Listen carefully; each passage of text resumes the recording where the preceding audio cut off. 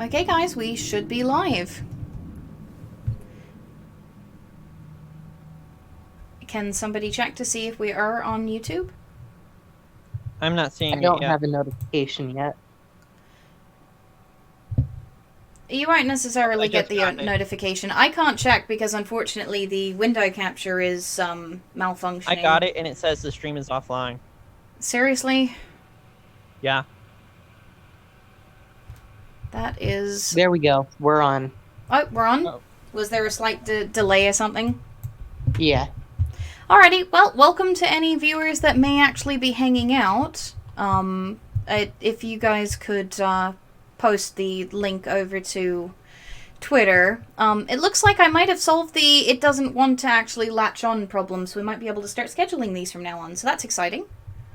Alright, come on. It needs to actually show up. It's not showing up for me for some reason. Well, you said that we were live. Again, I can't check personally because then, well, it'll, instead of showing us, it'll show my screen.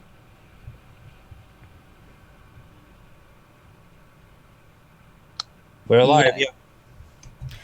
Alright, so, anybody who happens to be hanging out with us, welcome. I unfortunately had a, death in the family fairly recently, so I might not be talking as much, for this one. But we are going to be talking about the environment and environmentalism and our responsibilities to the environment from a pagan perspective. So that might be quite interesting, and as per usual, if you guys post anything that you want to hear from us about in the chat, any questions on the topic or anything else, we'll be happy to respond to you. So, Calon, this topic was actually your idea, so I'll let you take it from here. Okay. Give me 1 sec. I'm posting the link. Okay. So, yeah. There was a little bit of an article which sort of made its little rounds today around the Twitter universe about how... What's her name? Greta? I think she's Swedish, isn't she?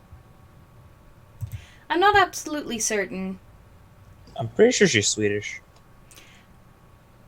But on how she's basically encouraging paganism and was it paganism and Satanism? I think it was. Wait, where's this article? I haven't seen this.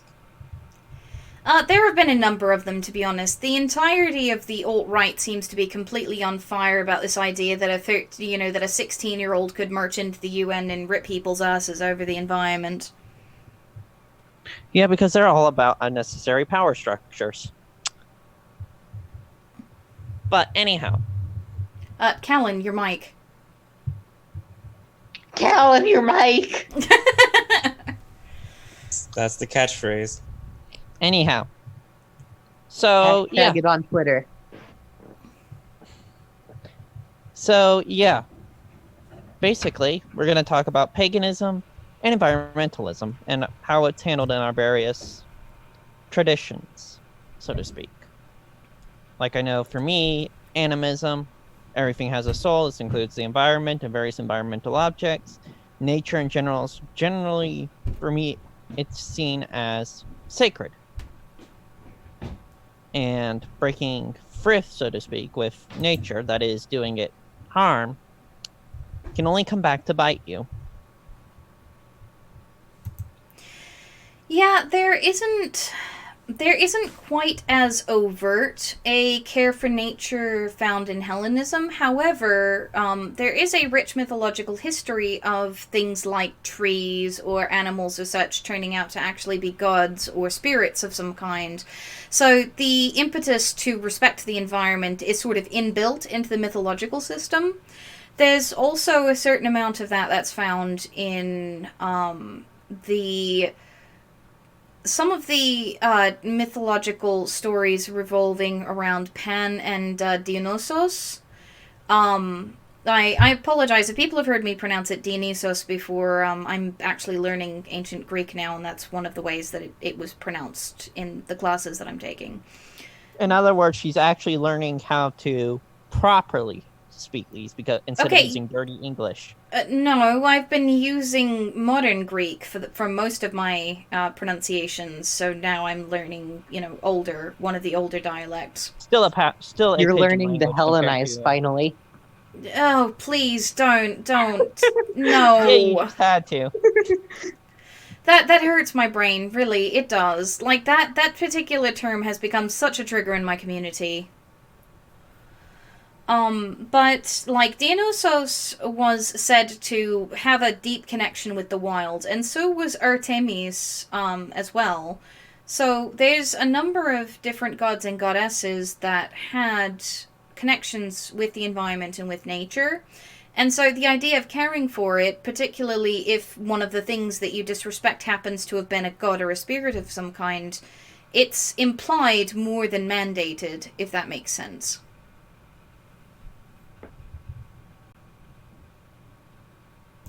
Yeah, and that's some of the way that it is also in my tradition when it comes to the Landweiter. Like, for example, on the Drekar. The Drekar, by the way, for those who don't know, are Viking raiding ships. They would actually put on the dragon head in order to scare off the local Landweiter to make the area easier to conquer. That's why they did that. Fun little fact. Cingeto? Well, there's a lot of a lot of care for the environment within Celtic religion, which obviously links to environmentalism.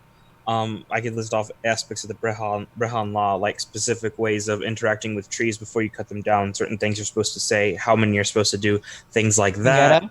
Yes. Breathe. Okay. You're talking way too fast. Like, that's what Calon meant. Like, you need to speak slowly enough that people can actually understand what you're saying. Cingeto's gonna be the next up-and-coming SoundCloud rapper. Okay, there's a lot of features in Celtic law and Celtic religion that are make it very clear that the environment is very important within Celtic religions. I'll pluralize that. This is important, but there are a lot of features, like you can look at Brehon law and see all the features in that, such as the instructions for how to cut down trees. They're very particular, and you have to pray to the tree and things like that. It gets quite important, and nature is just pretty much essential towards your spirituality, so that kind of implies importance to it in the first place as well. Well, I mean, you don't have to blunt it with kind of. If nature's central to spirituality, then it absolutely is implied. It's more than implied. It's a requirement. Mm-hmm. Especially because when you and I have talked in the past about your religion, you've mentioned that a lot of the spirits and the gods in question seem to correspond with specific bodies of water and such in the countries in which, or in the landmasses in which, this religion was originally prevalent. So, in that case, I actually believe, wasn't there a member of our community that was talking about how, with some of these bodies of water and such being polluted, that might change the nature of the gods? I'm curious what your thoughts are on that. I never heard about that. Well, it was in one of the after parties. I think you were present. If I can remember. I don't think I was present for that. In the after parties. Calon, do you actually remember this conversation? Maybe you could shed some light on it. Normally I would, but for some reason I'm not. But it's a fun hypothetical anyway, so let's go with that. Yeah, because, like, if you have certain, and there are certain Greek bodies of water, and even, like, for example, the narcissus flower corresponds to certain areas of mythology. If there are very particular bodies of water that are polluted and the deities correspond directly to them, do you think that, for example, that deity may be angered? Or do you have a more, platonic view of the way that the deities function within your religion? I do think they would get angered about that, definitely. I thought you meant change the nature of how the god is, or the goddess. Usually goddesses with the rivers. But I thought you meant to change who they are or something like that. I didn't know if you meant change how they respond to that. Yeah, what I mean is, like, how they respond to humanity. So, like, for example, under Platonism, which, again, I don't believe, but I have to mention it as a Hellenist, because it's a large percentage of our fellow followers believe in Hey it. everyone, Aliakai is actually a secret Platonist. You know what? Thank you for correcting yourself when you mispronounce my name, Calon. Like, it means a lot to me. He's not even denying it. No, I'm not a Platonist. I'm actually still figuring out where I sit, but I'm certainly not a Platonist as things currently sit. But under Platonism specifically, the gods are unmoved by humans. They can turn their gaze upon us, whatever that means, but they don't change their viewpoint. They don't respond with any sort of emotion. Celtic deities don't seem to have that, and again, as far as like Hellenist deities, I don't think that they're that way either. There's a lot of emotion that is shown within mythology and other things. But, do you believe, for example, that a prior benevolent, say, river spirit or river deity may react with wrath to supplication because of pollution of their sacred body of water? Do you think that that's possible within your religion? Yes. I can fully see that. There's a lot of records on, or there's a lot of stories and stuff, especially in the Irish stuff, about deities reacting to various offenses towards them. I can't think of any off the top of my head that specifically involve the environment, but I do know some that involve bodies of water, like how the River Boyne was formed in the first place and things like that. So I can definitely see that happening.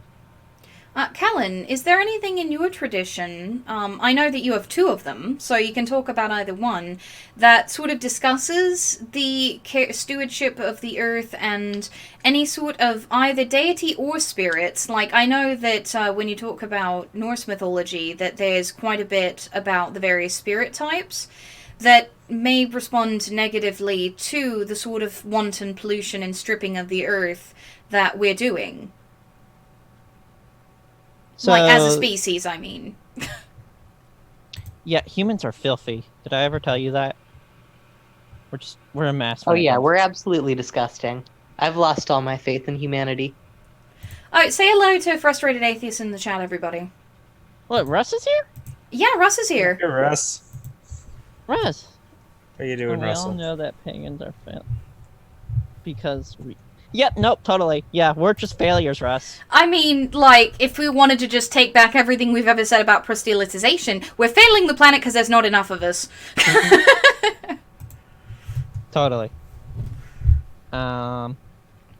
So, yeah. What was your question? Oh, yeah, your question was about how it affects the Landweiter. Yeah, either from the Norse or the Sumerian perspective, like, are there any particular spirits or deities that you think could react quite negatively to the way that the planet is, Yeah, I mean, there are being water treated? spirits in Sumerian mythos. Okay, well, like, elaborate. Like, people are here to be educated, yes? Education, who needs that these days? No, kidding. So, like, the Akalu, basically, you have various water spirits that interact and do various things and bring various blessings. If you pollute it, they're not going to be too happy with you. If it's kept clean and whatnot, they'll be happier with you. Speaking from a Norse perspective, well, the Landweiter aren't going to react very well to getting their homes destroyed. The Vegar, dwarves, aren't going to act very happy with getting their caves destroyed, which is how I see them. I see them as cave spirits. That's so fair. So, yeah. Practical as ever with the Norse. So, Via, I know that... Sure. Mm-hmm. Oh, go on. Never mind. Go on. Well, you were going to finish your statement. That's perfectly fine. I'm off my game a bit because, well, feelings everywhere. Fucking human You're not emotions. allowed to feel anything anymore. Yeah, We're there all are times. Vulcans now. Well, I mean, it's clear from some of the latest stuff that Vulcans still had feelings. They just didn't like them. Yeah. So, Via, I'm curious. Yeah, but we're the Platonic form of Vulcan. You're a multi-traditionalist, sort of more of an eclectic. What do you see from, I suppose, from the tradition that you've created for yourself, what do you see as the human responsibility toward the planet? Well, basically, even outside of my religion, I just really fucking love nature and hate that we're fucking it up so badly. Like, I legitimately remember nights that I've cried over, like, how fucked up the local ecosystem is here. And, like, shit like that. And then, like, being this religious adds a whole other fucking layer on top of it. Because, like, everything has a fucking spiritual importance to me. And to see that we're destroying these things that I hold so closely and that I feel such deep connections with, it, like, fucks me up inside and shit. Via with the F-bombs, everybody. Fuck yeah.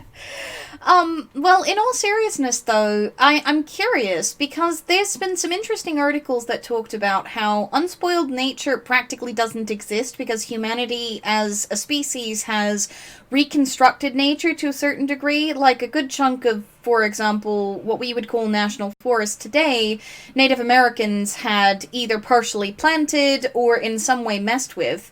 So I'm curious if the idea of unspoiled nature is important to anybody's religious tradition, or if it's just specifically that the environment as a whole needs to be preserved now that we're sort of coming into a revivalist setting, if that makes sense. Well, I So for don't. me, it's more about having a healthy ecology. So basically, an unpolluted, dead area is not what I like. If it makes sense.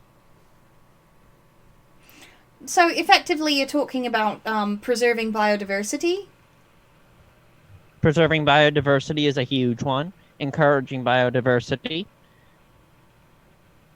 as well as keeping as many Your internet is animals from going extinct as possible. Your internet is going in and out a little bit. I don't know if you're on Wi-Fi or something, but if it continues, you might need to move your computer. Yeah, not something I can really do. So, Cingeto, I'm actually curious what your answer is, given that your belief system is probably the most grounded of all of ours in terms of like being grounded in nature. That's gonna be a fun one to answer, but I believe in both. Basically, both. I want to preserve it in general, and I also want to preserve specific areas. I'm very much for preserving specific areas. Okay, Because, breaths, Cingeto. Like I'm very much talk slower. I'm very much for preserving specific areas and things along those lines, as well as preserving the environment as a whole. If by virtue people have already changed it as a bit, and there's still a spiritual connection to it, then I think and if it cannot be changed back to a level that gets it to how do I put this, a pre civilization. I don't even know what the proper wording would be, but basically to a pre-human level. If you can't get to that, then I think your best shot is suitable. But I do think people should strive to get certain areas as well as the environment as a whole towards preservation, if that makes sense. Oh, and Calon has fallen off. I think her net might have crapped out. I'm not sure. Oh, we've got Wolf in the chat. Wolf, if you want to come join us, by the way, somebody needs to go fix that. Calon, can you go and make Wolf a mod? Because I actually cannot get onto the YouTube channel directly at the moment while I've got OBS running. Somehow Wolf didn't end up with a mod pass. By the way, Wolf, if you want to come join us, the link is in the Sticks and Stonehenge Discord. What is? Ulfric, this is us. You know, I am a cruel mistress.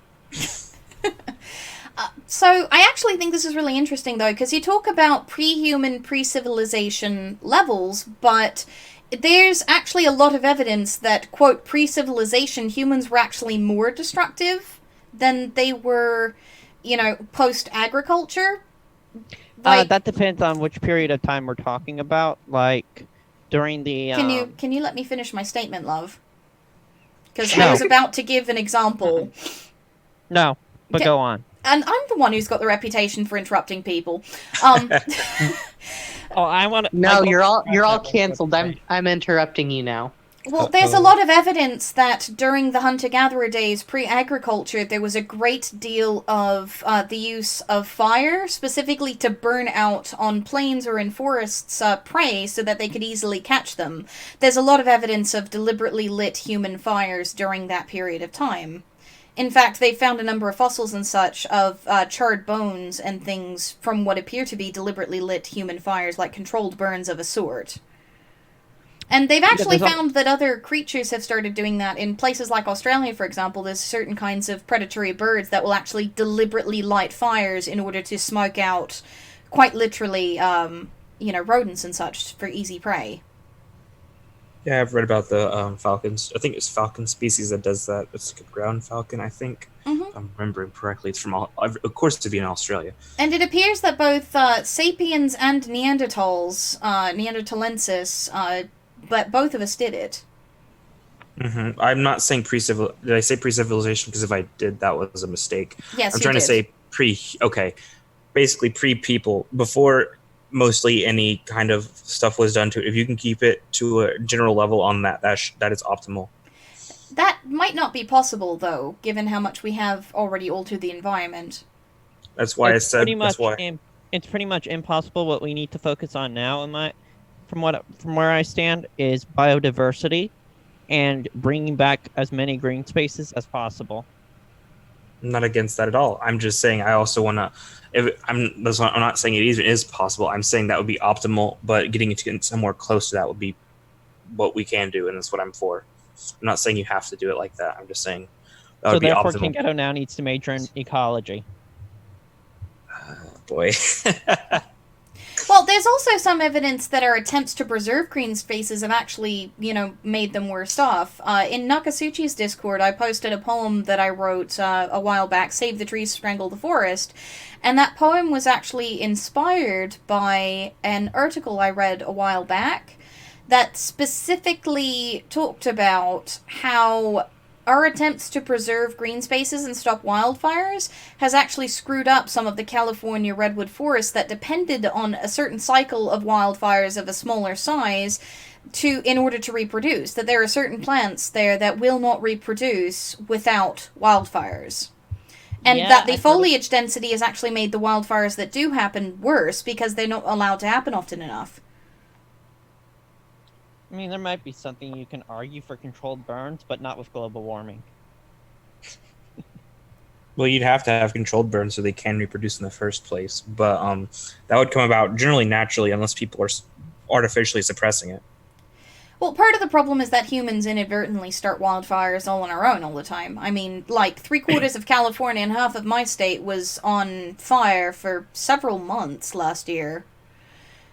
Our air quality was worse than Beijing. How's that possible? That was hard to do. Gosh. Well, it had to do with the fact that there was California wildfires, there were wildfires up in Canada, and there were wildfires all over my state and in Oregon. So, effectively, we were surrounded by smoke, and it got to the point where the smoke was as thick as, like, fog, and it was constant. You could barely breathe. Yeah.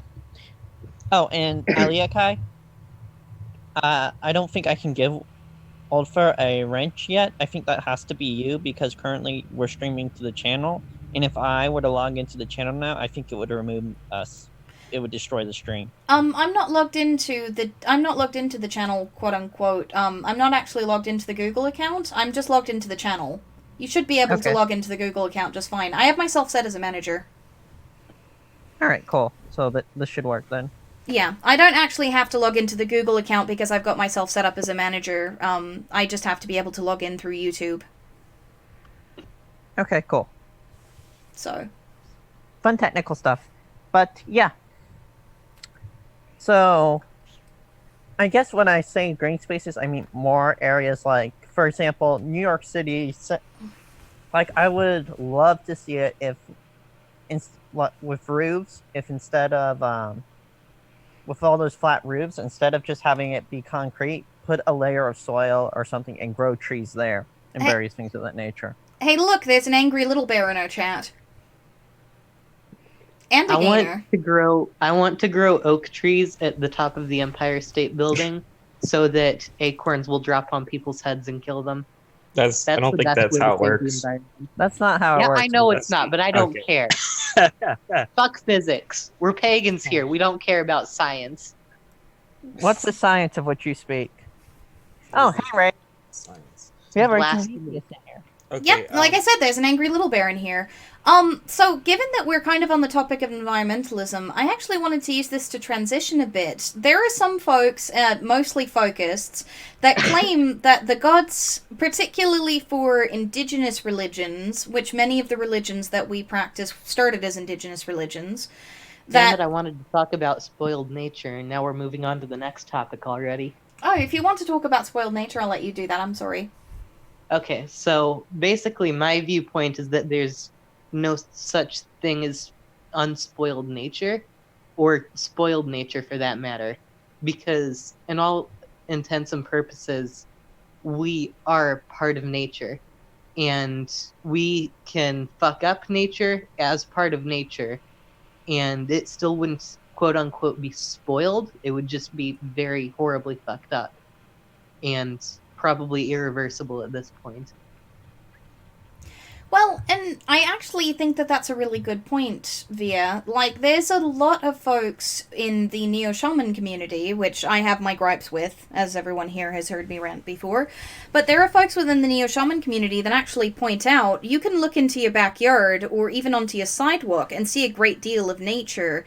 There was a fantastic book written on crows not too long ago that talked a lot about being able to, say, find a piece of moss on the edge of your, like, concrete of, you know, the sidewalks and such, upturn it, and there's a number of different bugs and grubs and things you can observe there. There's crows and robins, and depending on where in particular you live, like out here we've got a nesting pair of eagles down the street. I also see gulls fairly regularly when there's storms that are about to come in. I can go out into my backyard and observe quite a plethora of natural creatures. Yeah, I like to fucking walk out into the yard and just chill with grasshoppers and shit.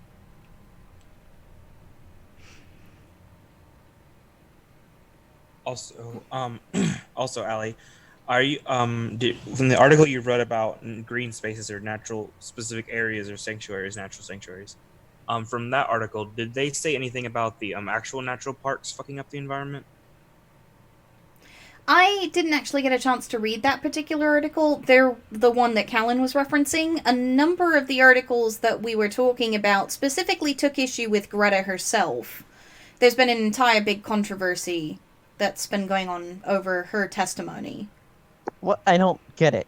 Like, I still haven't seen her testimony. No, I was asking about, you brought up about green spaces causing, No, I talked about forestry. I talked about forestry management causing problems in the California redwoods. Oh, okay. I was thinking of you bringing up the other article. Okay, I guess you didn't see that. yeah, no, we are part of nature, but we've decided to go ahead and terminate that relationship.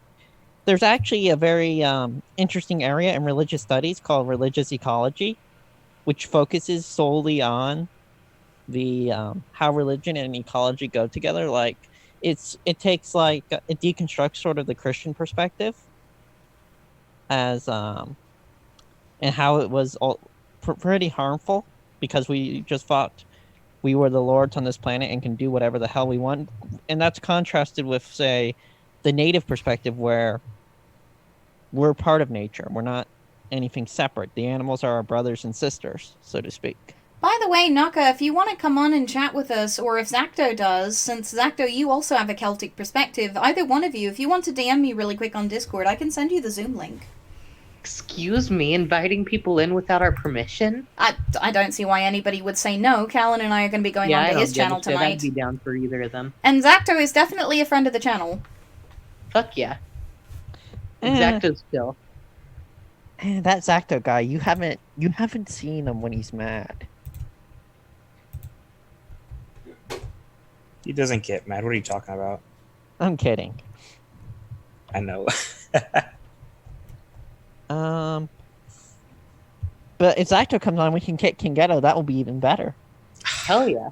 Man, that's just it's your monofocus. You just focused on that one aspect. Of course. Only for you, Cingeto.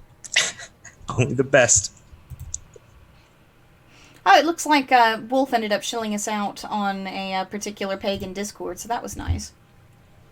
Lots of pagan discords. All of the pagan Discords. No, not all I've of them. gotten There's some like fluff bunny 5 ones I don't pings want to from see. them.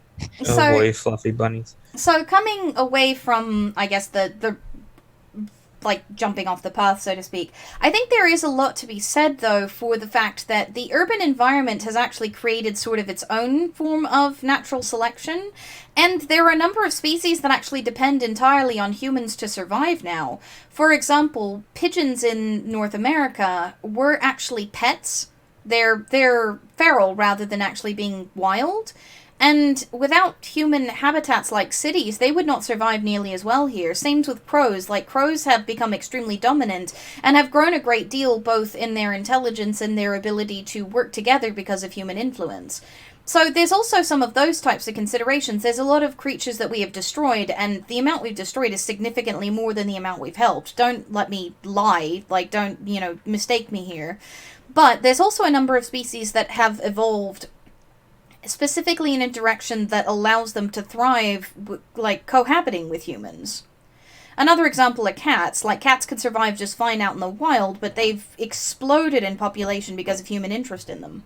Well, here's the other thing also. Here's another example. Dogs. Dogs in general, like, especially the toy breeds, like a Shih Tzu or a Japanese Chin. Parker, Calon is a heathen perspective. I'm the heathen here. The vicious heathen. Anyhow. So dogs like Shih Tzus or I don't think Wait a minute, I'm a heathen perspective too. What the fuck? Well, there's Thea, you're this. kind of an eclectic, though. You're not really a heathen reconstructionist. Not Calon, specifically heathen reconstructionist, but I'm still a heathen. Go on, Cingeto. I still incorporate those Uh-huh. practices I was just and gonna- consider myself a heathen. I was just gonna say that I think the other toy breed you're thinking of, at least the most fucked up one, would probably be like a pug or a bulldog. Not bulldog, but a pug. Yeah, but they Bulldogs aren't can't a toy survive out in nature on their own. Oh, were They you can trying to survive make a out. point about the which ones can or which ones can't? I thought you were talking about. You said you're going to play devil's, or you're going to say you're going to go against that. So I No, thought you I'm saying to show an example of a species that can't actually survive. That's on why I its was own pointing at out the all. pug. Yeah, the pug, the chihuahuas. Well, those aren't species, though. Those are Or breed. You're right. They don't breeds. count as They're species, but they're like subspecies. So fine, whatever. You're being technical. They are. My point stands. Bulldogs aren't a toy breed, but they can't survive out in the wild either. Well, we're not necessarily talking about dogs and such, though. I was talking more about, like, wild or semi-wild species that have created sort of a niche for themselves in the urban environment. Yeah, I'm not saying to get rid of the urban environment, though. I'm not saying to get rid of it, but I would.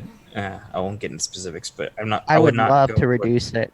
I would like to reduce it, but I wouldn't like to get rid of it because that and other issues with Well, that. there could be ways to sort of get rid of it without, like, overtly doing it, and that would be like via environmental reconstruction. That is basically making buildings as eco-friendly as possible. So That'd be great. for use of materials, through not a single house not having like a tree on top of it, those kinds of things. Or you could also what is that? There's a new it's probably still in development, but I remember reading this is a good while ago about a type of cement or something that is organic and it fixes itself. I think it's made of fungi, some kind of weird fungi that is dried or something. I'm not sure how it's supposed to work, but I know that it's still in the experimental phase. But it works to rebuild the house, and it's a natural thing to use to build houses with. That would be a good thing for urban cities. So this Yeah, the difficulty actually... is going to be bulldozing people, convincing people, hey, we need to bulldoze your house and then rebuild it. Can you, like, move Yeah. all your stuff? Thank you. Can you? Please, thank you. Well, Awesome. there's actually, this gives me a really good transition into what I was trying to transition to before, which is, what sort of role do you think that technology is going to play in environmentalism?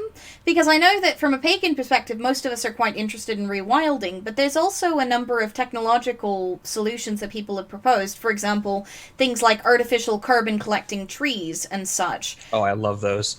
Yeah, so do I. I love that idea. That is the best thing ever, in my opinion. Yeah, I see technology as tech can be used where technology is kind of like band-aids, if you will. They're there for nature to recover. If that makes sense. Yeah, that makes sense. Like, you have the carbon-absorbing trees until we get enough freaking trees there to soak up the CO2. Well, That's there's my a chance that we may have crossed the threshold where the vast majority, and actually, this comes to another point. Oh, we have. Trees are actually not the vast majority of oxygen production on the Earth. Algae and plant life in the sea actually is. Oh, we have crossed the threshold. I've seen the data. I've played with the data. The data basically says we're fucked. Hello, Hammerbull. So given that, however, this is another interesting point, though. If you have anything more to say about technology, I'd like to, open up the floor for you guys to do so, because I wanted to talk about the role that the sea plays, both in environmentalism and in our religions. What was it? I know some weird, interesting science things about things that could potentially help the environment, but I'm not sure how good it is, as in how many experiments have been run with it. But there's some. It's going to sound gross, but there's a type of cockroach milk that apparently has all the enzymes a human could need to subsist, which is I found that interesting, as in it could help reduce certain effects of farming have, or something like that. And you'll be the first to drink the cockroach milk. I would. It apparently has all the enzymes and everything humans need to survive, and of course, you have to synthesize it and make synthetic versions, because you can't milk enough cockroaches for it, because it's a specific species in the Pacific Ocean, I think. So this is going to be me being a snarky vegetarian, but I find it extremely amusing that a lot of omnivorous folks would rather go as far as to milk and grind up bugs before considering plant-based alternatives. Anyway, sorry, I just had to open up for the snark. I appreciate you asked me and I answered and snark. No, I'm kidding. I'm not kidding. You asked me. Kick Cingeto. Yes. No. Yes. Just kick him. No, I'm kidding. Okay. I mean, we could open up the floor to talk about writing, but No, let's not. Let's not introduce our entire audience to that. Thank you. all right. It looks like Zacto wants to come. I want to show. Hey, Via, do you have Cingeto's artwork? Oh yeah, I do. I can send it to you. All right, good. Please do so. I want to post it in chat. We're not. Yep, no, I'll send it. I'll send it in our group wait, DM. which one? No, The one, the only fan one art that you have. matters. no. Let's. How about let's not today. How about let's do it?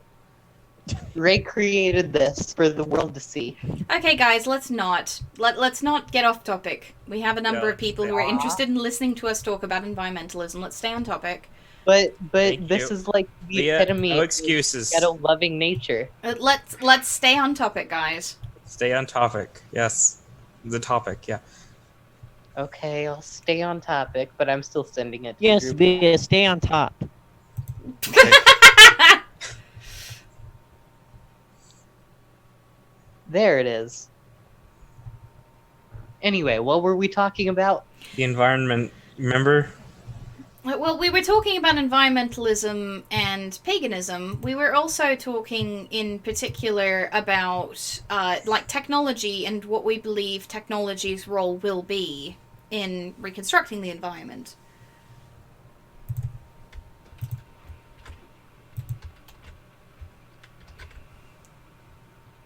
So, is there any more commentary on that, or is there just crickets? So basically, like I said, you put up, for example, you put up carbon trees, and then if we can ever match the make it to where the equivalent number of trees or other methods reduces the carbon and whatnot, then we can take those trees out, basically. So yeah. So we sort of talked briefly about how the ocean is effectively the Earth's lungs. I'm curious what sort of role the ocean and ocean preservation plays in each of your traditions. The Greeks were obviously a seafaring people, so there are a number of myths related to the ocean and caring for it, and for Poseidon's being quite vengeful when folks disrespected it. Yeah, it also is for the Norse people. We used it to raid. No, well, yeah, but aside from that, we used it to peacefully trade with other cultures Without giving back. Yeah, exactly. One-sided trading. Everybody, welcome Exacto to the show, by the way. Hello, fuck Exacto. Yeah. Hi, Exacto. Oh, hi, Exacto. Quiet, Exacto. Weak internet connection, Exacto. You're one to talk, But, Calon. Yes, Well, I am. sometimes folks, when they first set up Zoom, have a bit of trouble with their computer's audio. They have to make sure that they give it approval and all of that stuff. It can be a total pain. Good It point. is. It is. I do it every time we stream. Anyhow. So, do you want to elaborate on preservation of the ocean and its basically role we within have, your faith? We actually have a god of the ocean, Aegir.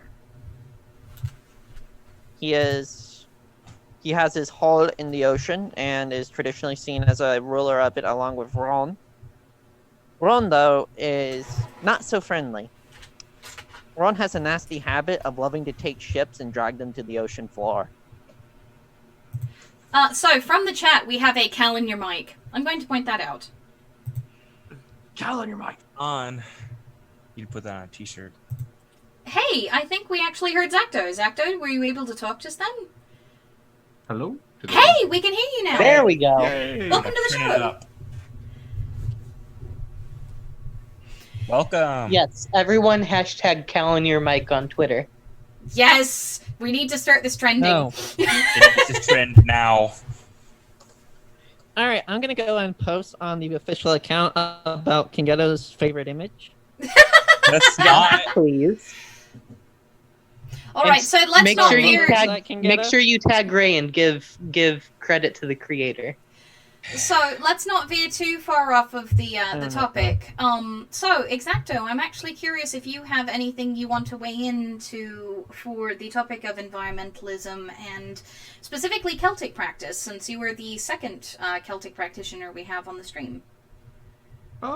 Specifically, I would say that like Celtism, like we tend to see ourselves very connected with nature, like kind of on a level that's higher than animism from my research. And for me, as like I'm a power engineer, so I work in the industry that's most responsible for the damage we've done to our environment.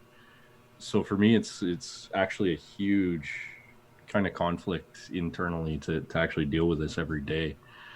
But I'm a big proponent towards things like carbon capture programs to at least mitigate what we're doing, because completely changing any infrastructure type things it's a far off solution that can't be done tomorrow. Whereas, if we go to things that mitigate the problem, it's a lot easier for industry to adapt to that. Have you heard, by the way, about the experiments that they did down in Vegas, I think it was? Or it was somewhere in Nevada, with the liquid salt technology to preserve the solar energy that they captured in one particular plant? Oh, absolutely.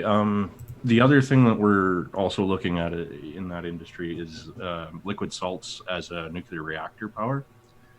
And simply because they can maintain a reaction better than fissionable materials that we're using right now, like uranium.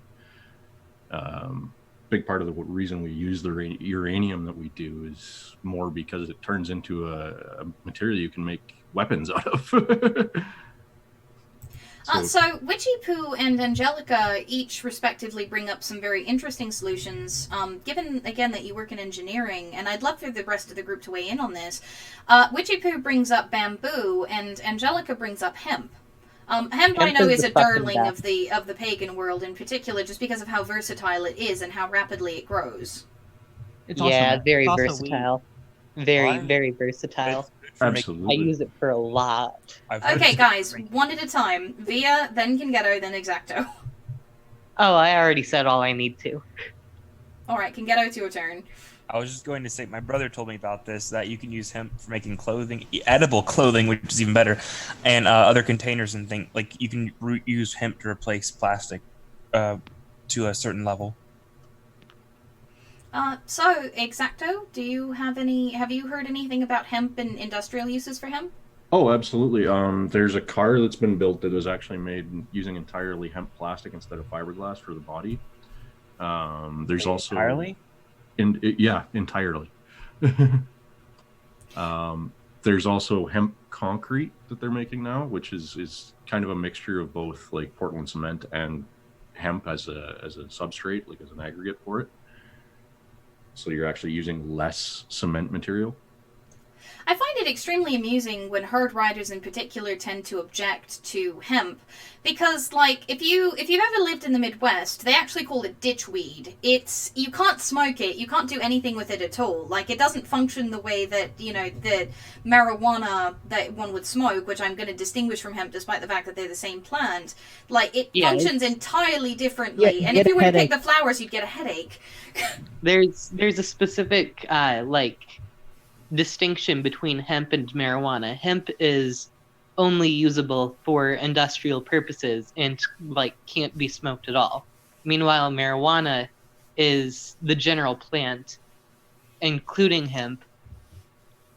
And usually, when talking about marijuana, it's the smokable stuff. Yeah, which by the way means it's illegal to grow hemp.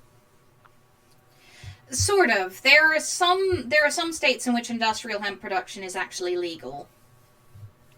I wonder how many hoops they had to jump through to get that, though, to get that proper licensure. Calon, your mic. I don't know about hemp, but I know that if you get a medical license in Illinois, you're allowed to grow up to 5 fully mature cannabis plants. And Hemmable, again, I don't know what that means for hemp, but Hemmable, if you were to do that, you would quite likely knock yourself out. So I'd say knock yourself out, but it might be literal. Hemp is not a very fun plant to smoke. Actually, I have a funny story if anybody wants a very quick distraction from when I lived in Nebraska. We actually had a hemp plant that decided to grow wild in our backyard, and my mum did everything in her power to fucking kill the thing. Sprayed it with all kinds of different chemicals, tried to dig the fucker up, it just came back. Eventually, after I moved out, this is an interesting story I got told, but I had photographs of it. Apparently, my stepfather did absolutely nothing to try to control it after they moved apart from one another, which happened shortly after I moved out. And it ended up growing to immense size, up to the point where a SWAT team got called because somebody thought that my stepfather was actually growing marijuana for smoking. And so the police showed up at the house, there was a SWAT team that was called, there were frickin' helicopters over my parents' house because this massive hemp weed, they just could not fucking get rid of it. That's hilarious to me. It's both hilarious and quite sad. It shows just how phobic we are of such a simple plant. I mean, anyone ever seen, what was it, Mad Beaver or something like that? That film? That hate propaganda film? Okay, all I'm thinking of is 2 Angry Beavers. That's all that popped in my head. Okay, this is going to get dirty real fast. So, I guess swinging back closer to the topic, my question to all of you, I suppose, is, given how small in number pagans are, what do you think our responsibility toward the planet is from the point of view of your particular branch of faith? I'll try to go in order from, I guess, top to bottom, and since Cingeto is now on my left, I suppose I'll start with him. No, never start with Cingeto. No, Cingeto can't talk. It's not allowed. Okay. I will mute you Well, both. Calon, then. No, I'm actually going to be kind Viva to him la because I've already marked revolution! him. Wait, what?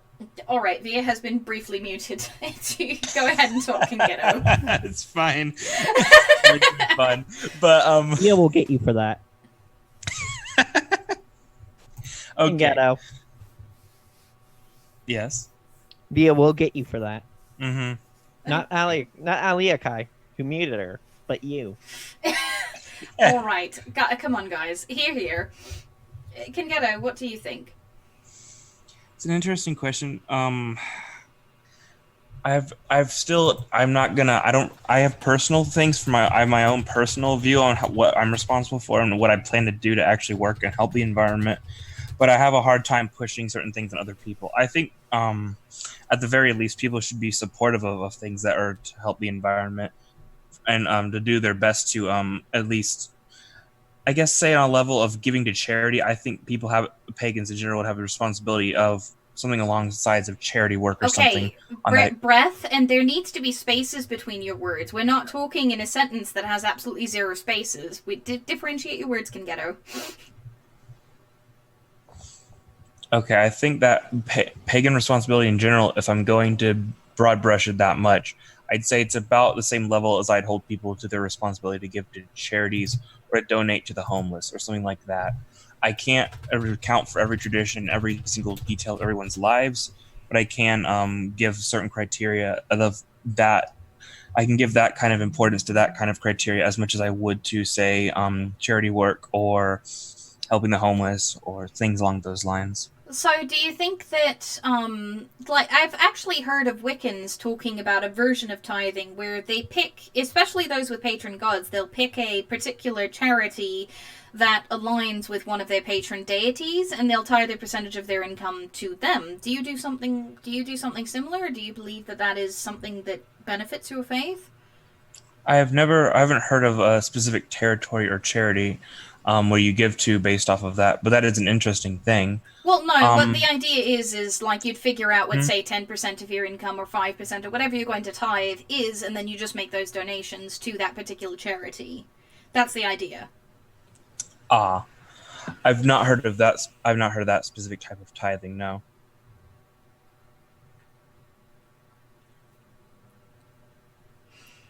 So, where did you hear about that? Or well, I was saying it's a concept among Wiccans where I've heard Wiccans talk about like having a particular patron god and picking a charity that aligns with that patron god in some way. So, if, for example, your patron god is Hermes, you might donate to a soup kitchen or some place that helps the homeless because he was a god of traveling and vagrants. That sort of thing. And you just tithe a certain percentage of your income the way that somebody who goes to church would tithe to their church. Okay, that makes sense. That doesn't mean all Wiccans do it. It's just a thing that I've heard of them doing. That's interesting. I'd like to see if I can do something along those lines. So, do you have anything more that you'd like to say on that topic, or should I move on to Via? You should move on to Via. All right, Via. Do you I have see any how it thoughts is. on the topic? I'm going last. Uh-huh. Yeah. Who said that you were going last? You don't know. I'm just gonna assume. It's better to assume. It makes an ass of you and me, love. That's the point. Okay, first of all, Cingeto needs to stop being cis. But, back on topic, I don't really think that I specifically have a I forgot what I'm saying. I'm bad at this shit today. But The question was, do you believe that there's a particular responsibility for pagans, to care for the environment, and how would that look in your practice? I don't think that there's much more responsibility for pagans than there should be for any other people. I think that we should all be trying the best to take care of our home and shit like that. But I do feel like our responsibility is partially to like reach out to people who might not like know about the possible solutions we have to the current crisis, and like just educating the uneducated and shit like that.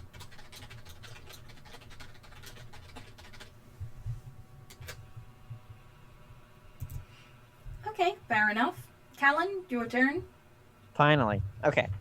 Finally. Ugh. No kindness, nothing whatsoever. Ugh. Kind I don't know me? how I work with Who do you you. think you're talking to? One of my closest friends, I hope. That would be one, yes. Now, what do I think we need to do? I think that we need to tear some freaking social structures apart and absolutely obliterate them. I don't want to see coal around anymore. I don't want to see the social structures that support coal. Furthermore, I want some actual helpful environmental social structures, that is, social forces that Calon, the encourage- question that I asked was about a religious idea, not necessarily a governmental intervention. Don't ruin my rage. Okay. Now, We As need for- we need a giant anarcho-communist rant right now. exactly. Let's not Absolutely. today. Let's not. Let's stick with the subject. No, there are too many centrists on this channel right now. We need to go I'm good full with on the left. centrism. Yeah, let's not today. Let's just continue with the environment. Anyhow, my speaking time. I have the magic rock that allows me to speak. Okay, where was I? You were about to talk about what you believe from the heathen and Sumerian perspective a Oh, I pagan was. Okay, specific right. contribution to the environment needs to be, and how that looks. So, basically, as a heathen, you should be part of that. That is, going out, demonstrating, protesting, fighting for the environment. Particularly since a lot of heathenry, traditionally, from a Reconstructionist perspective, is based in nature. Like, Holfs came in a little bit later, but before then, our shrines were what are called Ve, which are open-aired groves, Lunder, as the groves themselves are called. The Ve is usually like within the groves, and then there are these Ve Bont, which mark off the groves, and you had a god pole there that you could go in and worship at. I would love to bring back some Ve, but, well, one, I don't have the property.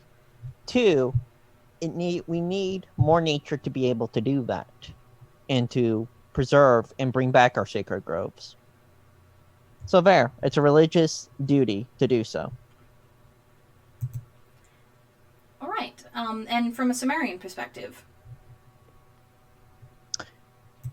Pretty much, it's a little bit different because the Sumerians weren't exactly a forest they were desert-dwelling people.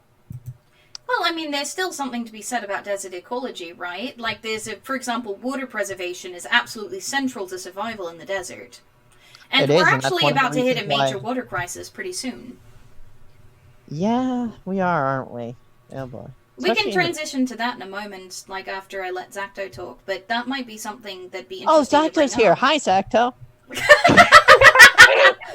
My gosh. This is Hi. why I said there are two centrists here. Zacto's a centrist? Yeah. Absolutely. I'm gonna doubt that, but And then we have Dodd in the chat. oh, Dodd, he's Filthy libertarians.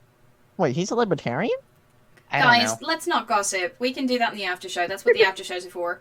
Good point. It is. Let's just stick Gossiping with the is fun. environment. Let's stick with the environment for now. We can gossip in the chat later. Yeah, we can gossip in the after show. At least what amount of after show we can have tonight, because Calon and I are going to be guests on Nakasuchi's channel, and we'll talk about that at the end today. Zacto, you have waited so very patiently, and I thank you for that. It gives me at least a little bit of peace. What would you say is the pagan, I guess, responsibility towards the environment from your perspective, and how does that look, like, in your practice, or even just from your tradition's point of view? For me, it's absolutely, as a pagan, it's in our responsibility. I think it's actually more of a natural drive, especially for Celts, to be aware of these issues, just it goes hand in hand with being more in tune with nature. And I think any animist will probably fall into this too, but absolutely, it's our responsibility to be aware of it, to educate ourselves as to what probable and possible solutions there actually are, and to disseminate that information, to share it with everybody we can. Beyond that, I mean, we are just a single vote in a single system, so that's your best line of defense against it, I think, is to be aware. So well, especially given how small, like, in specifically speaking for America, our voter turnout is fucking terrible. yeah, exactly. Like, you have a third of your population that actually is eligible to vote that votes. That's terrible. Yeah, I think that for the midterm elections it's closer to a third. I think for actual, like, the national election specifically for the presidency, I think it's close to like 40 or 50% of registered voters that actually show up. But the point is that your vote counts for quite a bit. You basically, any person who decides to make a vote towards someone, your vote counts twice because you get to vote for the person who didn't show up. Mm-hmm. Yeah. No, I would 100% agree with you on that. So even though we as pagans are such a tiny, tiny percentage of the overall population, and I think to a certain degree, I'm speaking for a large percentage of atheists as well, because a good chunk of the atheists that I've met, actually, because of their very pro-science attitudes, and again, I'm talking about the atheists that I've met, not everybody in the community as a whole, I'm not talking about a monolith, I don't need you snark, Calon, I saw that. Like, a good chunk of the pro-science atheists that I've met are as concerned about the Earth falling apart, probably for different reasons, as we are here in the chat. We can't have the same opinions as atheists. Why not? Gosh. We're at the very Because least they're allies on filthy. certain social issues. Freaking atheist. We need to get as far away from them as possible. Ha ha. And then yeah. we need to regroup and destroy them. So send them to the moon. I mean, this is a reminder that a good chunk of the pagans that we've all met actually converted from atheism at some point. Yeah. True. Myself included, by the way. You are an atheist? At one point, yes. I told you that. At some point, I'll tell you the story. Oh, I feel forgot like I'm you. the only person here who hasn't been an atheist. Oh, I haven't been an atheist either. I've always been a pagan. Nor was I went straight from Christian to pagan, no in between, like, ever. Except for that weird, like, fucking theistic Satanist stage I had. That was weird. Everybody Are you has still either a a Satanist? Wiccan stage or a Satanist stage. Yeah, pretty much. Oh, Wait, hey! Rilla's here. Huh? Rilla's here. I wanted to Oh, say hi, hello. Rilla. So coming back, we actually briefly mentioned the water crisis, and I wanted to get each of your opinions on that. And so, since I went to my left last time, I'm going to go down and start with Zacto this time. Okay, so the water crisis, I've got some real opinions on that we don't actually have a real water crisis in terms of drinking water. We have a salt problem. We need to learn how to desalinate our ocean water. Well, I mean, we can. It's just quite expensive to do so. We do have Yeah. some And it would require us desalination dealing with the plants. trash that's already in the ocean. That's true, but I mean, if you're sending it through a filtering system, you're going to get that out anyway. But I mean, there's also some serious issues for the environment as well, given A, ocean levels, and B, like a good chunk of our oxygen generation being in the ocean. Oh, absolutely. Absolutely. And That's all of the potential ecological problems that you'd get. You know, for example, when you build a dam across a river, right, you end up with problems for any of the salmon or other fish that could potentially get milled by that dam. You'd have something very similar with large-scale desalination projects. That's an interesting perspective. I hadn't thought of. The big problem is that a good chunk of the world relies on aquifers and on, like, rainwater that gets coalesced into, say, for example, mountains and that turn into streams, like basically melt runoff that provides a lot of the water. My state, for example, runs basically on runoff water from the mountains. And with less and less precipitation, because of the destruction of the Amazon in particular, a good something like 80% of the Earth's precipitation is in some way generated in the Amazon. It at least starts there and ends up, you know, on the various wind channels and such. That's kind of a big concern. Calon, would you like... Yeah. Oh, sorry, go on, Exacto. Oh, I was just gonna say that's absolutely a huge concern. I hadn't even considered that, and I feel awful now. But why would you feel awful? Like, ignorance isn't a fault. It's only choosing to remain ignorant that is. That's true. That's true. Thank you. Go ahead, Kyle. What was the question again? Sorry. We're talking about the water crisis and both the pagan response to it, and if you want to talk about water in your faith, or if you want to talk about like solutions to the water crisis or your opinions on it. I want to find stuff on watermancy, like you can use water for divination apparently. Aside from that, water in my faith, well, pretty much what I stated earlier. As for the water crisis itself, the Amazon is not helping. We need to nuke Brazil. Oh, wait, that would give it radiation. That's right. Never mind. It would also destroy the rainforest that you're supposedly trying to protect. Yeah, that would. Okay, so. Brazil actually is an interesting topic, though, and after Via and Cingeto give their opinions, I'll bring up both Brazil and, I think it's Mauna Kea. The sort of indigenous problems with both governmental management and the idea of ignoring indigenous peoples when making these sorts of developmental decisions. I think that that's an excellent segue topic. But I will let you finish your commentary, and I wanted to give Via and Cingeto a chance to weigh in with their thoughts. So, I think that Bolsonaro needs to go. Okay, we're not talking politics, love. Well, no, he's part of the problem because there's been evidence that he's been partially setting these fires in the Amazon. Well, he himself no, but he has actually been his administration has been looking the other way when folks have been setting the fires in the Amazon so they can then claim the land and sell it. Exactly. And yeah, my opinion, religiously,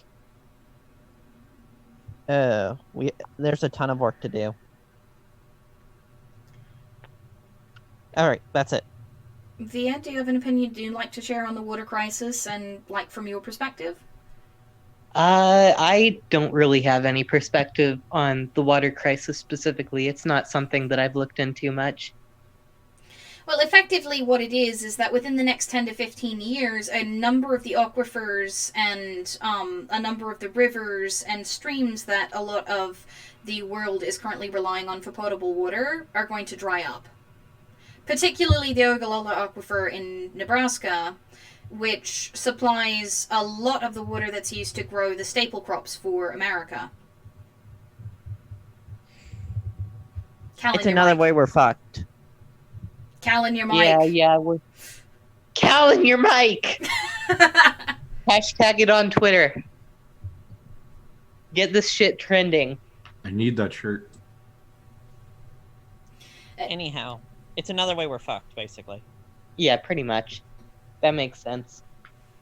Cingeto, do you have any thoughts? You and Exacto, I think, have probably one of the more interesting perspectives, given that literal bodies of water are infused with spiritual essence or have entities attached to them in your faith. Is that correct? Mm-hmm. A lot of local goddesses are attached to rivers. That's a lot of the names and stuff, and it's almost always goddesses. I remember one person bringing up something about a Tyrannus being associated with a river. I'm still looking into that at the moment because of language stuff, but mostly it's goddesses who are associated with rivers, and I'm not really sure about any solutions at the moment to the water crisis because that is something I haven't researched as much as I probably should have, but I can tell you about water and the religion if that will help suffice. So a response to, I'm not actually sure how to pronounce your name, Dothelger? It's Doth. Just call him Dodd. That's Daldiger. Dodd. Daldiger Oldendalos. I'll Just call call him Doth. I'll call him Dodd. So in response to Dodd, part of the reason why folks did that, though, had to do with racism, the idea of overpopulation as a big concern. Hey! One of the beard has joined us. The strong beard has joined Oh, us. fuck yeah. Hi, Dad. Yo. Hey, Wolf. What's up? So, Oh. would you like to weigh in on the conversation for environmentalism as you take this lovely walk? In nature. So I caught the very end there. We were talking about where you were talking about the water supply drying up and not having enough water in like 10, maybe 15 years. And that's one of the very many things that is going to kill our planet, along with the fact that global temperatures are rising in certain areas. I actually I feel it myself here in Georgia. The summers are significantly hotter than they were when I was a kid. You used to go outside and play all day in the sun, and now, like, even my kids won't go outside. It's too fucking hot. But by like 2050, I want to say, most major cities won't be inhabitable. Give us a sec, Wolf. Was I still echoing after I muted myself there, guys? I didn't hear you. Folks in the chat were saying, Rilla and Camille and Doth were all saying that I was echoing. Am I still echoing? I was listening to you on I don't YouTube. hear it. I didn't hear the echo. I wonder if the echo was coming from your end. I couldn't hear one from you, but perhaps, I don't know. That would be sad if it's from me. I mean, I heard Wolf's voice wobbling because he's walking and shit, but, like, I didn't hear any echo. Yeah, I just got off work. Okay, so am I echoing now? Can you guys still hear me, or is it coming through?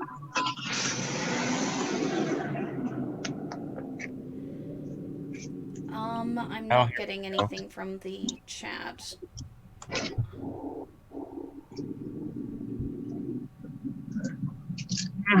That's really strange. I wonder if it's... Okay, that's really strange. Apparently, OBS decided to double my audio input, and I'm not sure why that is. Okay. Because OBS rocks! OBS is fantastic for, like, having a really nice layout, but it completely sucks for pretty much everything else. Freeware. Yeah, I suppose. So, you were saying, Wolf, I didn't mean to interrupt you. It was just people were like, oh, there's an echo, and I didn't want to ruin the audio quality. No, I understand.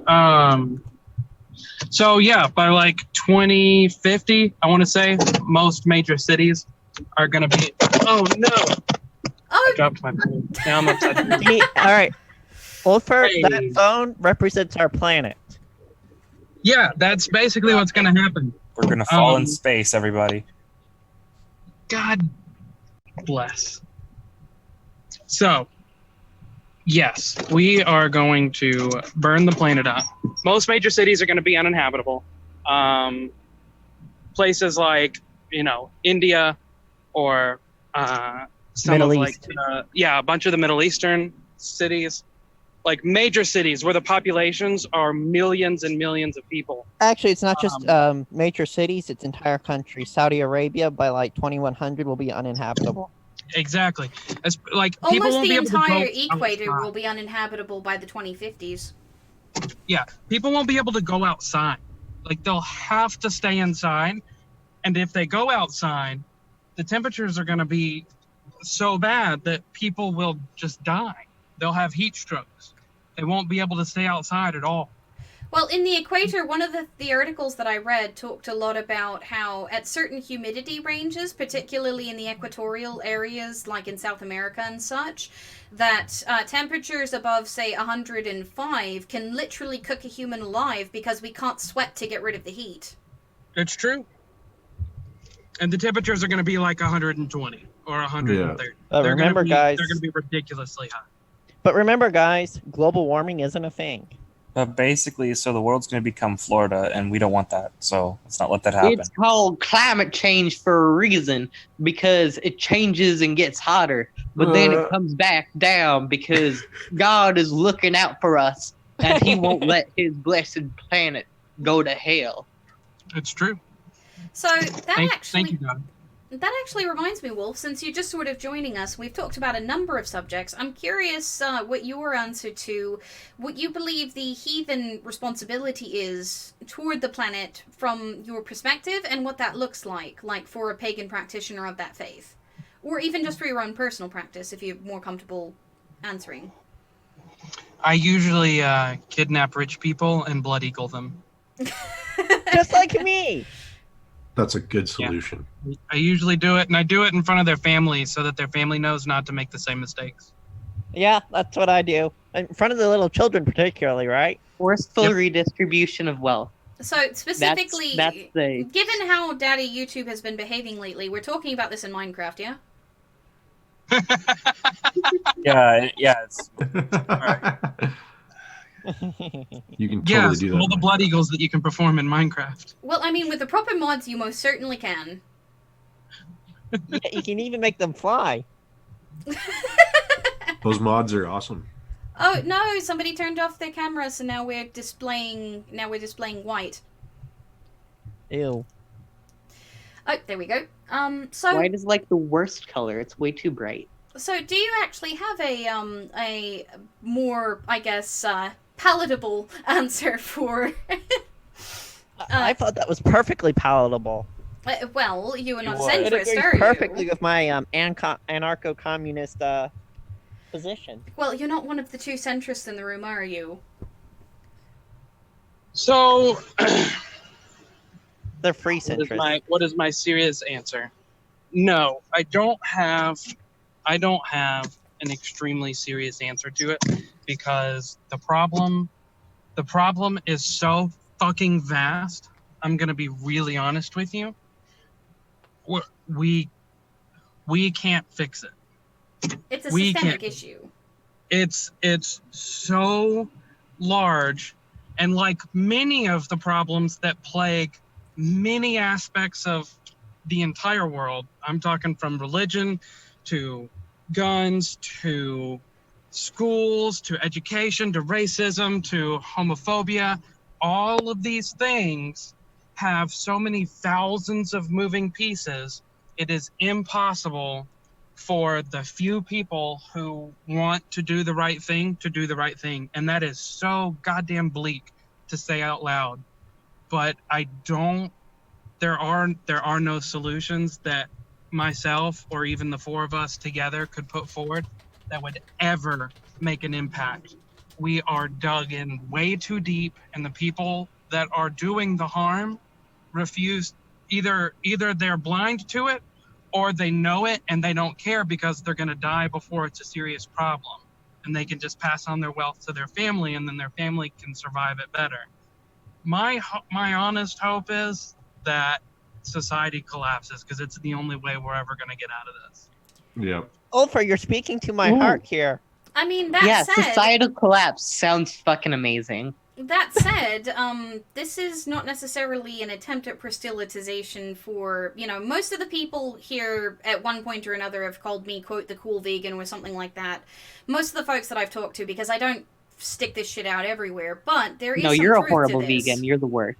I don't You're way too proselytize. stuck up. I don't proselytize, like, basically at all. Most people don't even know I'm vegetarian until I mention it at some point. It's true, I had no idea. But Neither did I. well, that's the thing. But there has been a number of studies that show that if people start to shift their diets, particularly away from red meats, that there can be a huge amount of ecological savings over even a fairly short period of time because of the decreased demand for beef and the fact that the beef industry is one of the biggest contributors to climate change currently. So But even steak. shifting away from beef and pork more, not necessarily even just to plant proteins, but even more towards poultry, even though poultry is still inefficient in terms of, like grain and water to calorie ratio, it's significantly more efficient than, any sort of mammalian-based meat product. I'm curious what you guys think about that. I'm hearing what you're saying, but have you ever eaten a hamburger? It will literally kill me if I do again. Yes, I have eaten a hamburger, but I can't eat them anymore. It will literally kill me. I'm allergic. I feel so bad. Well, I promise to eat 2 hamburgers in your name. I will eat. We're gonna one as pour well. out one for you. Yeah, I'm allergic to alpha-gal, which is a protein chain found in mammalian meat, so I can't have any mammal meat whatsoever. Wait, you can't. I had a, Oh, I so had a we friend need in high GMO school meat. like that. Wait, hold pour up. out a 40-ounce Aliakai, hamburger you for can't you. enjoy. You can't enjoy the art of cannibalism. Am I That's Humans true. are mammals, so I would have a very negative reaction if I were to eat any human meat Oh, in that a is survival hor- situation. It would be That's anti-survival for awful. me. Yeah, I had So, a pretty hold on, terrible Aaliyah. scare. That means you can't eat the rich with us. Nope, unfortunately, I will have to eat a faux human tofu burger, which they You can do create human flavored tofu to help cannibals get off of human meat. Oh you can shit, eat, really? I need to get some of that. You can eat their money because money will be Someone useless sends- after society collapses. exactly? Someone send me a link to some of that human flavored tofu. I need it. I don't know if they actually sell it commercially. I know that it's available at treatment programs for cannibals. Wait, there. Damn it. What? There are treatment programs for cannibals. Yeah, because you can overcome that. Why at a would you certain want to? stage. What? No, I've tried it, and it's definitely not as good as the real thing. I can tell the difference. We need GMO meat though, like just lab grown meat. What's wrong with that? Well, I mean, we already have GMOs. Like, we already have GMO meat. Like, chickens, for example, have been genetically modified to have gigantic breasts compared to, like, the rest of their frame. Yeah. Like, to the point Yeah. where some of them Like can't to- even stand on their own. This is Yeah, true. when full grown, they literally die because they can't move. So, but I mean, like, I'm They not don't- even they don't talking die, about, they become like, I'm not chicken even feed. talking about animal cruelty. Like, part of the reason why I get in trouble with vegans, in particular other vegans, is that, like, I don't talk about animal cruelty because I don't think that there's a lot of, like, use in it, per se. Most people that are going to be swayed by slaughterhouse footage are going to already have been swayed by slaughterhouse footage. It's widely available. In Hey, terms we're of an gonna broadcast environmental slaughterhouse standpoint, footage right though, now. the most impactful thing that somebody can do for the environment is to reduce their animal product consumption. You don't even have to eliminate it entirely, and again, this makes me a bad vegetarian for saying this, but like severely reducing your animal product consumption is the biggest thing you can do to reduce your own carbon footprint, even over, like, say, biking instead of, you know, driving your car. I ride a motorcycle, so I consume significantly less gas than most people, except Yes, for you do. today, where I'm in my truck. How long? I completely a year can you defeated ride? at that point. Do you get to ride all year round? Yeah, pretty much, because, you know, it's Georgia and it's hot all the time. Okay, Um, I need to move to Georgia. So to answer Rilla, no, I can't. Actually, there was a major scare a couple of weeks ago. I think I told Calon about it. I don't know if I told you, Wolf. I almost died a few weeks back because one of my partners, when he went out, he paid enough attention to get a burrito that was gluten-free, and it was in the section where a lot of the vegetarian things were, but it wasn't. It had sausage in it, and my lips and tongue swelled up, and I almost, like, I could barely breathe. Oh no. Thankfully, It's rough. thankfully I spat it out enough. I didn't swallow it. I spat it out fast enough that between, you know, taking a steroid and taking an antihistamine, I was able to overcome it without needing hospitalization or without needing to have my chest stabbed. Oh, that reminds me, Aliakai. But yeah, like my allergic reactions to meat are extremely severe. I basically only eat at vegetarian restaurants for the most part because cross-contamination can kill me. What were you going Well, to say, remind me not to take you to Famous Dave's. Well, sorry, we're not taking you to a chuscaria. A chuscaria? What the hell is that? It's a meat market. Okay. That sounds like my kind of place. Let's get back on subject, though. Yes. Zacto. Well, technically talking about meat consumption and stuff was on topic because we were talking about, like, various ways in which one can reduce their carbon footprint.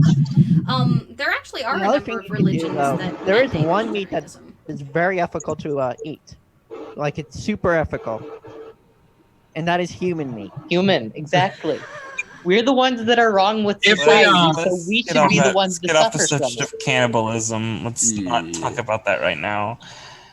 Honestly, seriously, if we went back to tribalism and where you had to hunt to gather your food and grow your own food, it would severely drop the impact that humans have on the planet. It would also kill off 90% of the current population, because without industrial agriculture, we can't support it. Let's do it. I actually have a legitimate point to voice about cannibalism that's actually not sarcasm. I think that we should legalize. We should make it so that people can sign consent before their death to have their body available for human consumption, because that would help with hunger problems in the world, and There's it a would protein also help chain- with the what? There's a protein chain that akin to mad cow disease that can literally kill you eating human meat. Mm-hmm. It can drive you mad and make you Starts violent. with like a C or something. I Yeah, forgot what it is. That's why cannibals go crazy. Yeah, it's a prion in your brain. Oh, it's a prion, not C. It starts with a P. I don't know why I thought C. Yeah, so like I think that what they could potentially do is legalize human composting, which could potentially be much more useful, like on an industrial scale, processing human bodies into compost, or even, Well, they already do that with the body pods. You can sign up to have your body put inside a pod where they plant tree seeds, and the seeds feed off your body and grow a tree. That's what I want done to my body. Well, yeah, and folks can do that with their ashes as well.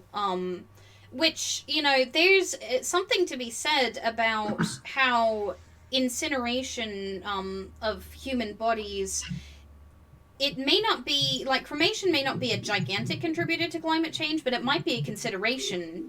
We're running out of places to bury bodies, so obviously we need some way to mass process them, but incineration may not be the best either.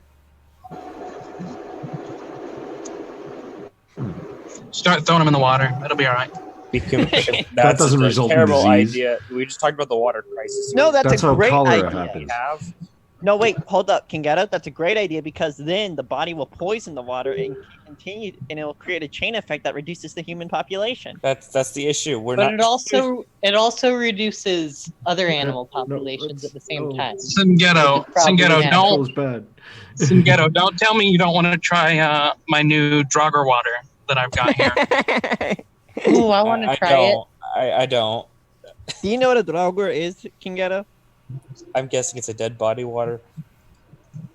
It's a reanimated dead body. It's the Norse, Even better. original. It's the original zombie from the Norse Oh, lore. it's the undead body water. Yeah. I only knew that because of Skyrim.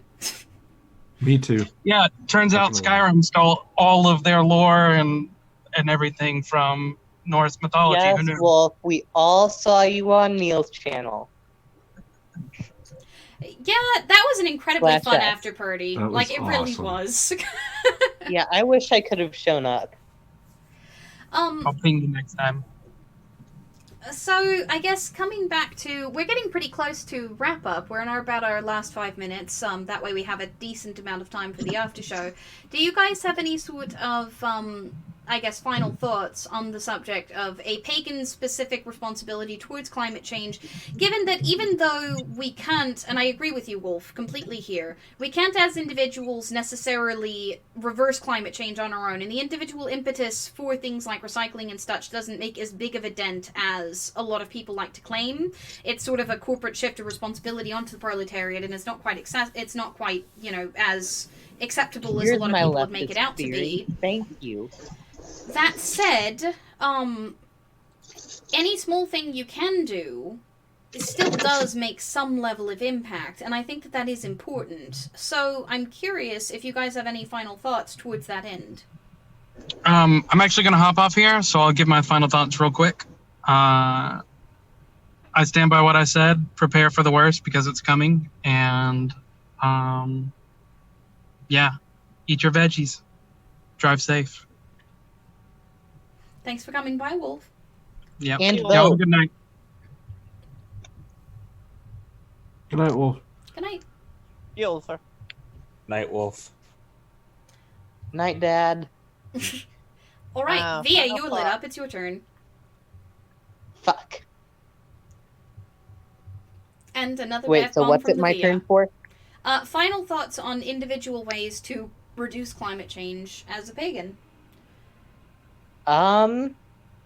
pretty much just go out in the fucking streets, talk to people, basically pagan street epistemology, but not about pagan stuff, just about fucking protecting the fucking world and trying to... Okay, I say fucking a lot when I'm trying to think of what to say.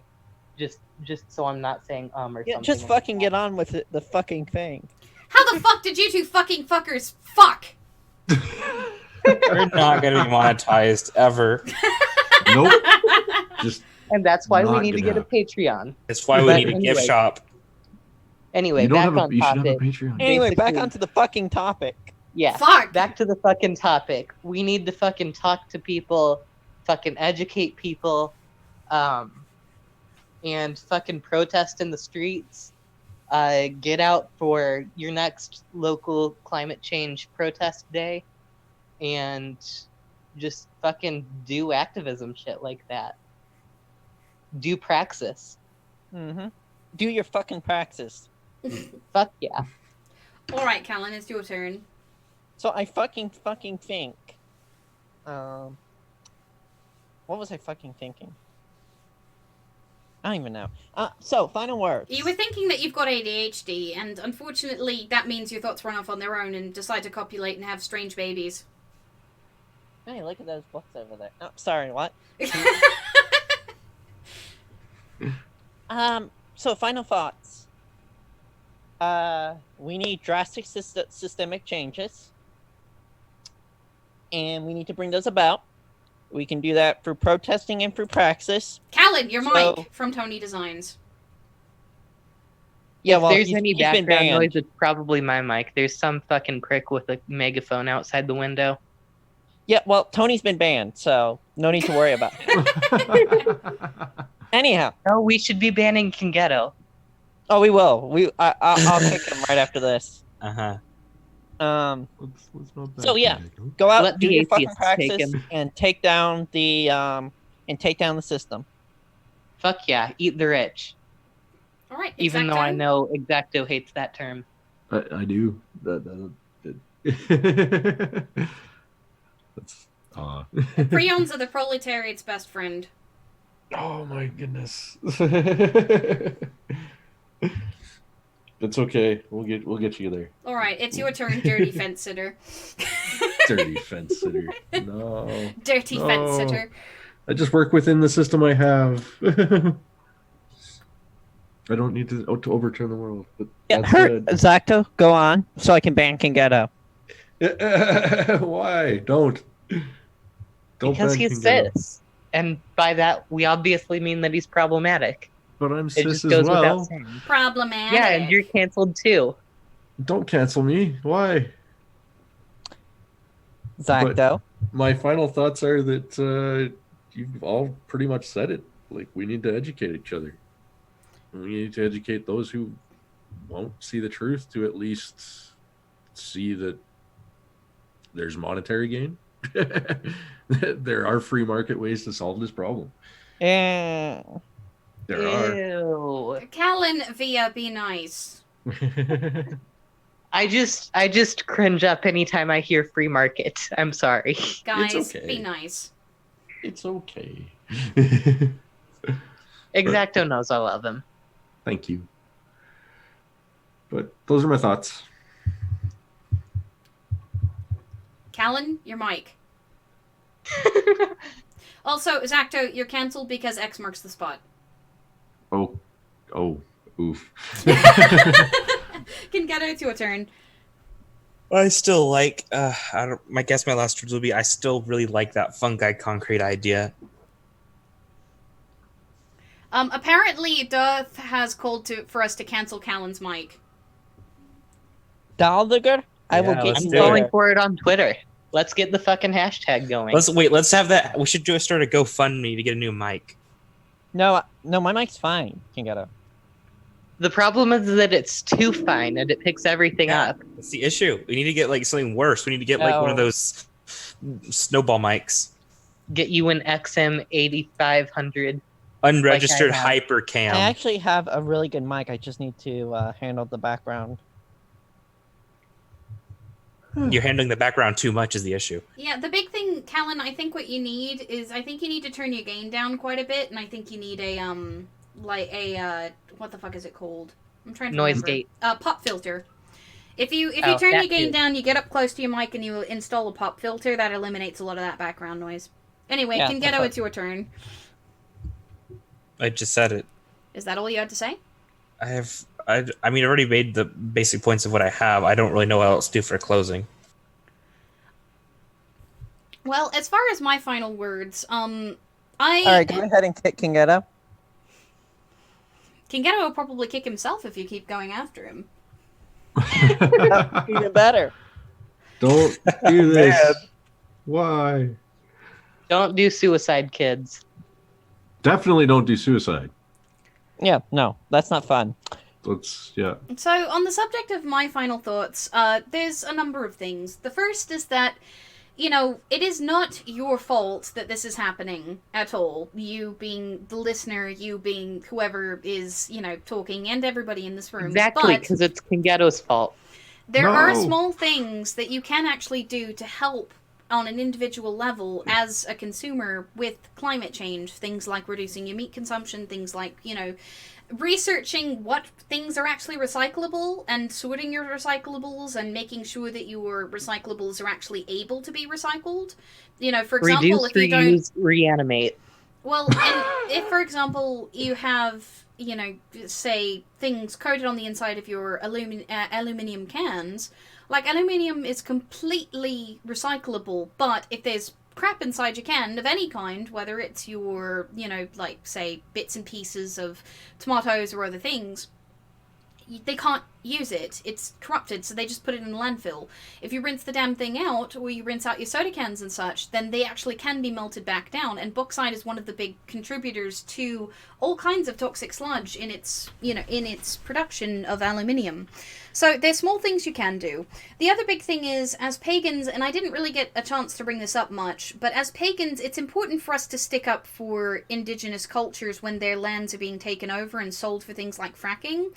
Everything Yes. from the water protectors to Mauna Kea to, what's going on in the Amazon. It's important to speak up. It's important not just to raise awareness, but if you are able to, either donate to these particular groups or show up yourself for protests if that's what they want from you, then those sorts of things, as a pagan, as activists, if we're going to be practicing indigenous religions, it might be important for us to consider protecting folks who still are practicing unbroken indigenous religions, if that makes sense. I would agree with you 100%. So those are my final thoughts. Exacto, would you like to give a plug for your channel since you came on as a guest? Oh, thank you. I do have a channel. You can find it under my username, ExactoGuru, very easily. I've started talking about my journey into Celtic paganism most recently. I've also talked about some socio-political issues that are currently going on between the US and Canada. I hope you'll enjoy it. Well, thank you so much for coming on and giving an additional Celtic perspective. It was wonderful to have you, and to have another person to bounce ideas off of, and another centrist to poke. So, guys, we're going to head over to the Discord. There should actually be a link in the description this time. I made sure to change it, so hopefully, Discord... hopefully that link works. If it doesn't, then I'm sure one of the others will post one in the chat if you're not already part of it. We're going to head over there for the after show.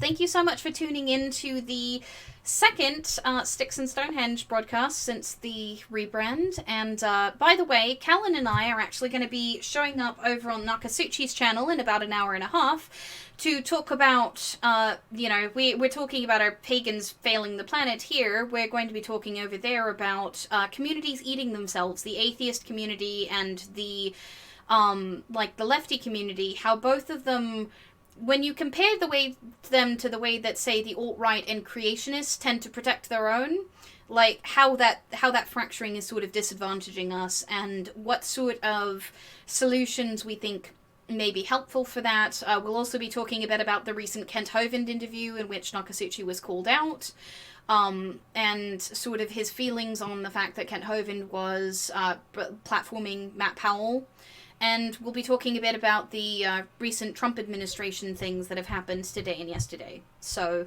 if you guys are interested in that, head over to Nakasuchi's channel and make sure that you set a reminder bell for about an hour and a half from now.